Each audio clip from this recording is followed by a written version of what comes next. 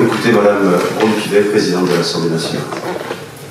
Mesdames et messieurs les députés, chers collègues, Monsieur le Président de la LICRA, cher Mario-Pierre Stasi, Mesdames et messieurs les membres de l'association Iran-Amava, Mesdames et messieurs, ne pouvant être parmi vous aujourd'hui, je tenais à vous adresser ce message. Depuis la mort tragique de Mahsa Amini, le 16 septembre dernier, le peuple iranien s'est levé au nom de la liberté. À son aspiration légitime, le régime de la République islamique a choisi de répondre par la répression et le sang. Plus de 500 manifestants ont été tués dans la rue, dont 63 enfants. 17 personnes ont été condamnées à mort dans des simulacres de procès. 4 ont été exécutées par pendaison. Ils s'appelaient Mohsen Shekari, Majid Reza Ranavar, Mohammad Mahdi Karimi et Seyed Mohammad Hosseini. Ils avaient entre 22 et 39 ans. En ce moment même, 109 manifestants, toujours en détention, font face à des accusations passibles de la peine de mort. Nous sommes à leur côté, aux côtés de leurs familles, de leurs proches. Cette révolution, lancée par les femmes iraniennes, force notre admiration. Nous devons soutenir le peuple iranien, en tant qu'élus bien sûr, mais avant tout en tant que citoyens d'une nation construite sur ces valeurs universelles de liberté et d'égalité qui trouvent aujourd'hui leur écho dans la révolution iranienne. C'est pourquoi j'ai tenu à donner mon haut patronage à cette journée sur l'état de la mobilisation en Iran, organisée par la LICRA et l'association Iran-Amava, avec le soutien des députés Astrid Panossian-Bouvet et Adrien Gomi, dont je salue l'initiative. Ouverte sur le monde, l'Assemblée nationale que j'ai l'honneur de présider est toujours attentive au sort de ceux qui souffrent, où qu'ils soient. C'est là son honneur et j'en suis fière. Cette journée s'inscrit dans la continuité du soutien ferme qu'affiche l'Assemblée nationale, tous bords politiques confondus, au mouvement de contestation du peuple iranien. Le 4 octobre dernier, j'ai fait observer une minute de silence dans l'hémicycle à la mémoire des victimes de la répression iranienne. Le 28 novembre, la représentation nationale a adopté à l'unanimité la proposition de résolution en soutien au mouvement pour la liberté en Iran. Pour défendre les manifestants emprisonnés, une campagne de parrainage a été lancée auprès des députés à mon initiative. Aujourd'hui, à travers ce colloque, nous rendons hommage au peuple iranien. Les nombreux témoignages qui seront apportés au cours de la journée permettront à la représentation nationale de rester informée de la situation au plus près du terrain, ce qui est très précieux. Ces témoignages illustreront une nouvelle fois le courage d'un peuple qui se montre digne de la grande civilisation perse et de son histoire. Une histoire qui s'écrit désormais en 3 mots. Femme, vie, liberté.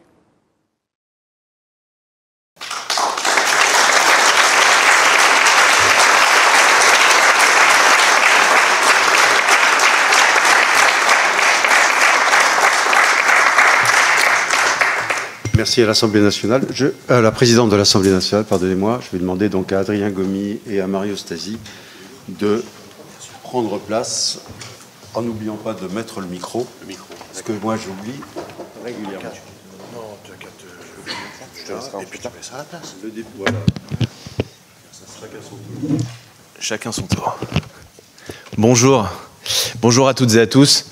Très honoré et très ému d'être présent.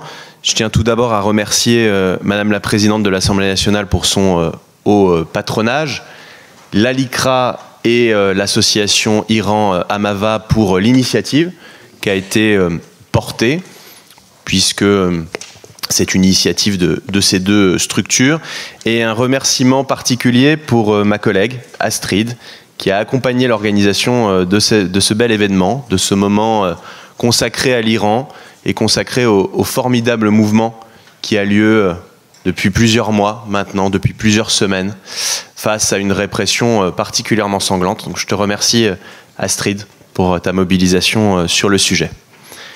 La présidente de l'Assemblée nationale a dit beaucoup de choses, plusieurs choses fondamentales. La première chose, c'est que, en effet, la situation en Iran est catastrophique, nous le voyons, nous le vivons, de par nos histoires personnelles. Vous le savez, pour bon nombre d'entre vous, j'ai un papa iranien, né à Téhéran, qui est venu en France dans les années 70. Et il est certain que pour un député français d'origine iranienne, ça a un retentissement et un vécu particulier, vous l'imaginez bien.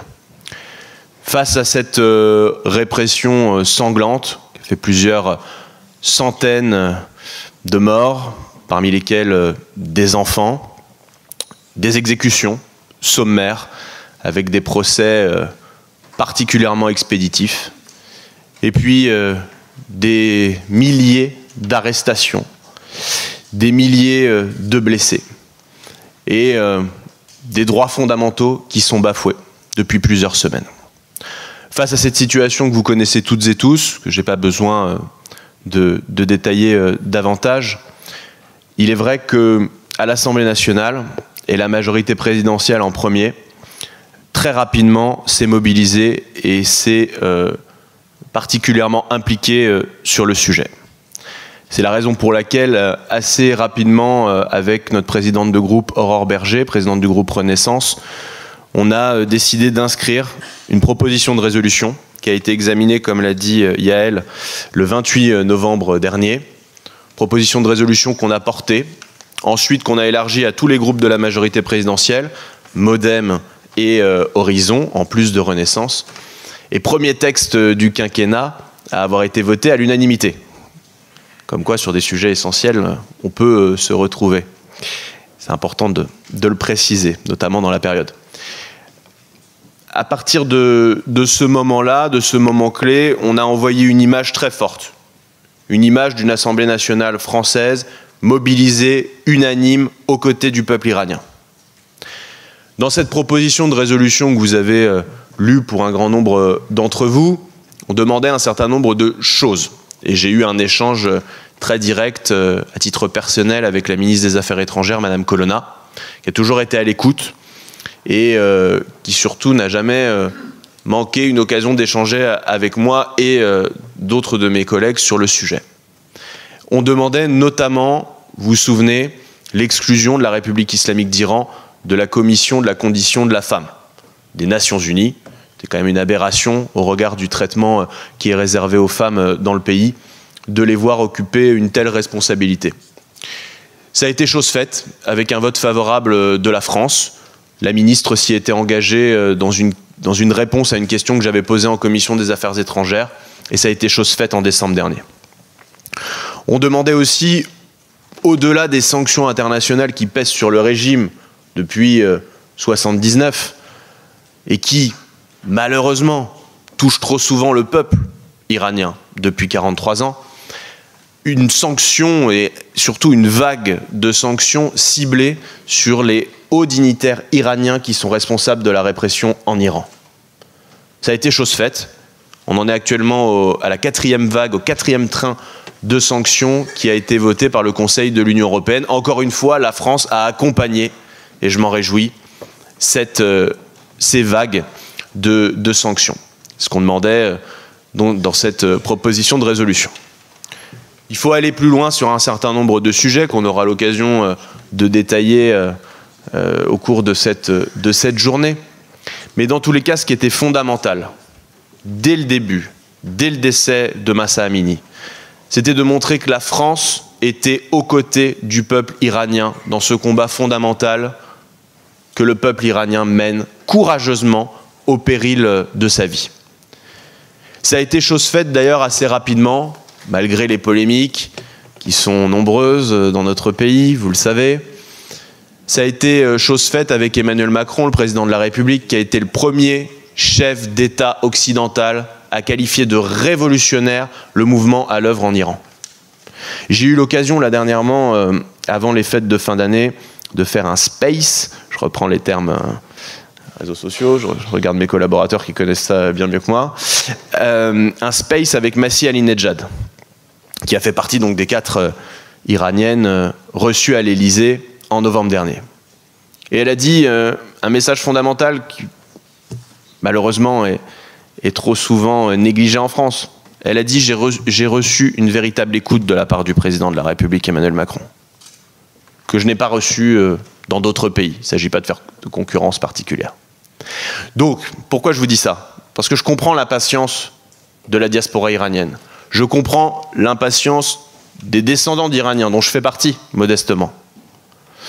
Mais il ne faut pas pour autant négliger tout ce qui a été accompli, tout ce qui a été fait, au niveau européen, avec nos amis allemands notamment, et surtout ce qui est fait et ce qui est impulsé par le président de la République depuis plusieurs semaines. Et d'ailleurs, l'interview qu'il avait donnée sur les antennes de France Inter était éclairante à ce titre. Vous voyez que la situation, malheureusement, est très complexe, que, à bien des égards, on se demande concrètement jusqu'à quand, la fameuse question qu'on peut se poser, jusqu'à quand la répression, jusqu'à quand ce régime. Bon. Dans tous les cas, en tant que parlementaires français, le message que l'on souhaite délivrer, c'est que non seulement nous sommes à l'écoute des aspirations du peuple iranien, mais nous sommes à ses côtés. Il y a un certain nombre de questions qui se posent. Je participais à de nombreuses manifestations. J'ai notamment eu l'occasion de croiser un certain nombre d'entre vous depuis plusieurs semaines, depuis plusieurs mois. Et je connais les demandes qui sont nombreuses, qui sont d'ailleurs diverses, j'allais dire contradictoires en fonction des associations, en fonction des structures. Ce qui est fondamental, c'est que nous travaillons ensemble, nous devons travailler ensemble, nous devons être à l'écoute et nous devons surtout toujours être dans le respect des opinions de chacun et de chacune. On aura l'occasion, et je ne rentre pas dans le détail, notamment de discuter de l'inscription des gardiens de la Révolution sur la liste des organisations terroristes. À titre personnel, je n'ai pas d'avis précis. Pourquoi? Parce qu'il y a toute une machine juridique qu'il faut prendre en considération. Et donc la moindre des choses, c'est de se pencher sur le sujet, d'écouter, et de ne pas résumer notre pensée globale à des slogans réducteurs. Voilà le message amical, fraternel que je souhaitais vous délivrer. Je suis vraiment ravi de participer à cette journée. Merci à Mario Stasi d'être à l'initiative de ce moment. Et vous savez que vous pouvez compter sur moi, sur les députés de la majorité présidentielle, mais aussi sur l'ensemble des députés qui se sont associés aux diverses manifestations de soutien au peuple iranien. Hier, on a eu une belle opération à 18h30 puisque nous avons tous tweeté, les parlementaires français, les députés français, au-delà de nos divergences politiques, des messages de parrainage des condamnés à mort en Iran. Je peux vous dire que pour avoir certains relais, et vous en avez également en Iran, ça a fait grand bruit. C'est très important pour les personnes qui sont condamnées à mort de voir que des parlementaires français, que des responsables politiques occidentaux sont à leur côté. On va continuer, on va intensifier. J'appelle moi personnellement de mes vœux, notamment au regard de l'implication de la République islamique d'Iran auprès de la Russie en Ukraine. Vous avez vu les livraisons de drones qui sont faites. J'appelle personnellement et avec mes collègues à renforcer les sanctions européennes ciblées sur tous ceux qui sont aujourd'hui responsables de la livraison de ces drones, qui sont responsables de la répression en Iran. Il faut les toucher, et il faut toucher aussi leurs familles, leurs enfants qui viennent dépenser des centaines, des milliers d'euros dans les boutiques de luxe dans les capitales européennes. On a un discours anticapitaliste, anti-Occident là-bas. Et puis lorsqu'ils sont ici, ils ne se gênent pas pour dépenser dans les boutiques de luxe sans compter sur le dos du peuple iranien. Vous pouvez compter sur nous, on est mobilisés. Je remercie une nouvelle fois Yael qui a fait preuve d'un travail formidable. Je remercie également Nima qui est ici, qui est conseiller de Yael et qui a notamment organisé cette grande opération de parrainage hier. Je vous remercie, j'ai été trop long, pardonnez-moi et je laisse la parole à Mario Stasi.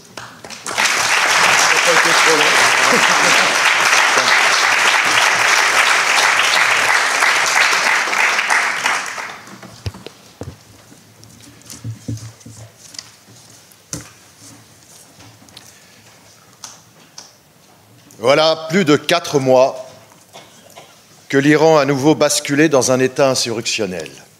À nouveau. Car déjà en 1979, les femmes avaient manifesté contre le voilement. Et puis il y eut 1999, 2009, 2019, tous ces instants, tous ces moments où la population a voulu secouer le joug des mollahs, ce joug théocratique, imposé à une société pourtant toujours plus sécularisée, avide de droits et de libertés démocratiques. Voilà plus de 4 mois qu'avec un courage qui force l'admiration, les femmes, la jeunesse et plus globalement la population iranienne provoque ce régime sourd, brave la répression sanglante et terrible, défie cette caste kleptocratique, cynique, qui s'accroche à ses privilèges, à son pouvoir, à ses pratiques de domination mortifère. Voici plus de 4 mois que le slogan « Femmes, vie, liberté » et d'autres symboles de l'insurrection, la chanson Baraye de l'artiste Shervin Ashpour ou encore l'hymne Zan, « Femmes », composé par Mehdi Arahi, circulent largement et partout ailleurs dans le monde, partout où cette diaspora iranienne a échu depuis plus de 40 ans, arrachée à son beau pays, arrachée à son grand pays. Des familles séparées, toujours menacées, comme en témoignent ces pratiques odieuses de chantage qui s'exercent contre des proches, des parents, restés là-bas, au fin d'éteindre jusque dans nos contrées démocratiques toute velléité de protestation contre ce pouvoir brutal. Le 26 octobre 2022, le pouvoir iranien a annoncé des sanctions contre certaines associations, personnalités ou médias prenant parti contre la répression.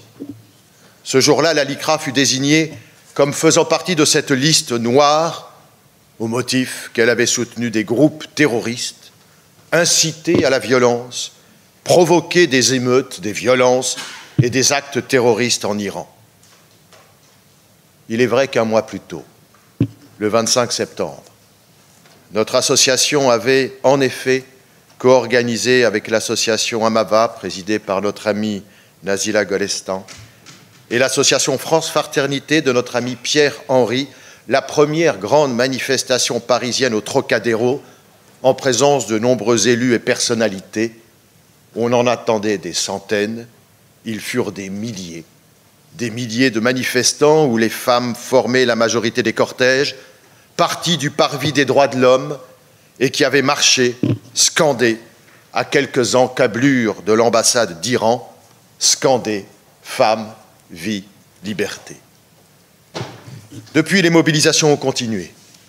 Des déclarations importantes ont été faites en France par des responsables politiques, des discours ont été prononcés par les élus de la République, des sanctions ont été adoptées en France, mais aussi par le Parlement européen. Le 28 novembre fut adopté à l'unanimité des 149 députés une résolution portée par Adrien Gomi et notre ami, je dis notre ami car il était d'abord à l'ELICRA comme juriste pour devenir député, Naïma Moutchou. Cette résolution portée à l'unanimité des 149 députés présents dans l'hémicycle pour condamner avec la plus grande fermeté la restriction des libertés et des droits des femmes et la répression brutale et généralisée. Les sanctions annoncées ce jour-là par Catherine Colonna, ministre de l'Europe et des Affaires étrangères, suivirent le 12 décembre 2022. La République a fait entendre sa voix et nous voulons dire aujourd'hui, à cette tribune, notre reconnaissance aux élus, mais également à tous les acteurs de la société civile qui se sont mobilisés pour tenter d'infléchir la politique violente de ce pouvoir iranien. Il en faut plus, naturellement, pour faire bouger une dictature qui règne par la terreur, qui s'efforce d'isoler sa population du reste du monde. Il en faut plus, et nous sommes là, élus et représentants de la société civile, pour le rappeler aux politiques, au cœur même de l'institution la plus prestigieuse de notre démocratie. Et si nous devons exiger plus, c'est parce que l'Iran n'est pas la Corée du Nord. C'est ce que nous rappelle par exemple Jaleh, cette jeune femme de 23 ans, étudiante en MBA à l'université de technologie d'Amir Kabir dont le DDV, le droit de vivre, le journal historique de la LICRA, publie aujourd'hui en ligne l'appel. Non, nous dit Jallet. L'Iran ne sera jamais la Corée du Nord parce qu'il n'y a pas d'accès aux réseaux sociaux et à Internet dans le pays de Kim Jong-il. Non, l'Iran ne sera jamais la Corée du Nord car il est un grand carrefour des échanges et du transport énergétique connecté au reste du monde.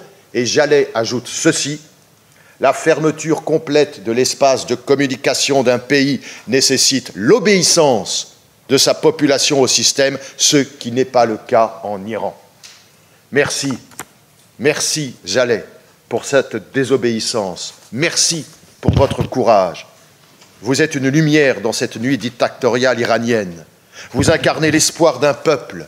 Vous éclairez aussi les habitants, pour ne pas dire les habitués, de nos démocraties que nous sommes, qui éprouvent en ces circonstances avec plus de prégnance les droits et libertés qui sont les leurs.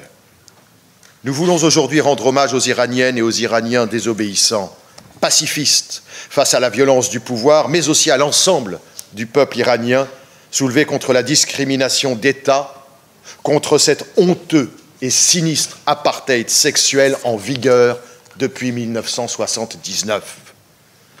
Les feux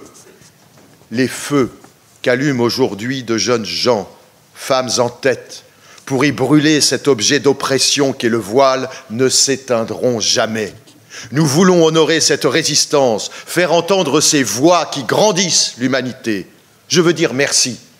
Je veux dire merci à Yael Braun-Pivet, présidente de l'Assemblée nationale, qui a accepté que cette journée de soutien soit placée sous son haut patronage. Je remercie aussi, amicalement, chaleureusement, Astrid Panossian, qui a porté avec élégance et détermination et engagement de tout instant cette journée qui s'annonce belle.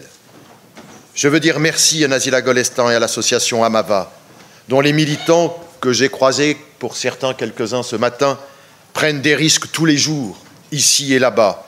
Je veux lui dire merci pour la confiance qu'elle nous a accordée et en nous proposant ce compagnonnage dont nous sommes fiers à la LICRA et qui nous oblige à garder les yeux grands ouverts, à nous faire autant que nous le pouvons les porte-voix d'un peuple aujourd'hui à l'avant-garde des Lumières.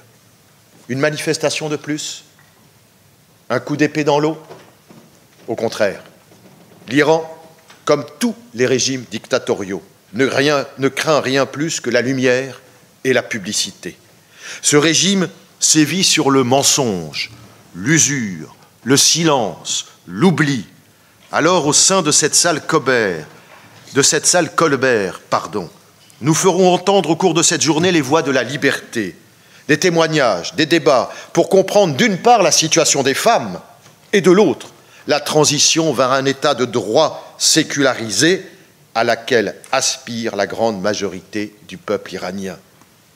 Nous réitérons aussi, à l'occasion de cette journée, nos appels à la fin de la répression brutale par laquelle l'Iran se retranche lui-même du monde civilisé.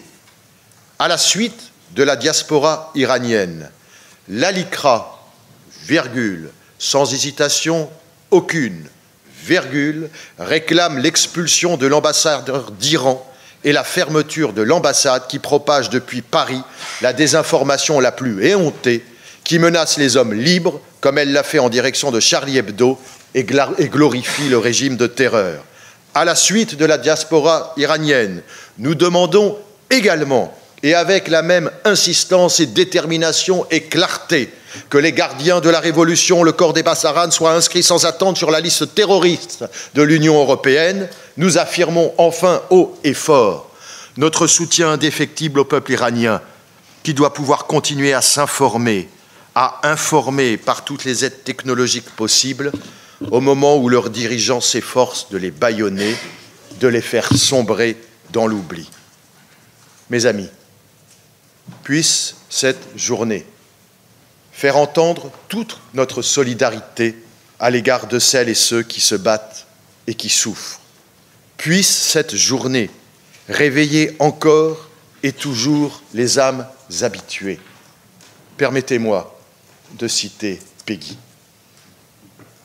Il y a quelque chose de pire que d'avoir une mauvaise pensée c'est d'avoir une pensée toute faite. Il y a quelque chose de pire que d'avoir une mauvaise âme, et même de se faire une mauvaise âme, c'est d'avoir une âme toute faite. Il y a quelque chose de pire que d'avoir une âme perverse, c'est d'avoir une âme habituée. On a vu les jeux incroyables de la grâce et les grâces incroyables pénétrer une mauvaise âme, et même une âme perverse, et on a vu sauver ce qui paraissait perdu. Mais on n'a pas vu mouiller ce qui était verni. On n'a pas vu traverser ce qui était imperméable. On n'a pas vu tremper ce qui était habitué. Le pire, c'est d'avoir une âme endurcie par l'habitude. Sur une âme habituée, la grâce ne peut rien, elle glisse sur elle comme l'eau sur un tissu huileux. Je nous appelle, nous, les peuples des Lumières, nous, les peuples qui nous disons amis, je nous appelle non à la grâce, quoique, mais au courage, celui de ne rien lâcher, celui de ne jamais céder à la facilité ou à cette lâche habitude. Puisse cette belle journée de combat qui s'annonce nous rappeler à tous, en ces temps de souffrance, mais d'espérance aussi, le prix de la liberté. Paul Éluard écrivait son nom sur toute chair accordée, sur le front de ses amis, sur chaque main qui se tend. Et on prête aussi au poète une phrase qui fait le lien entre le passé, le présent et le futur, et qui donne tout son sens à cette journée, placée sous le signe de la rencontre et du témoignage. Si l'écho de leur voix faiblit, nous périrons.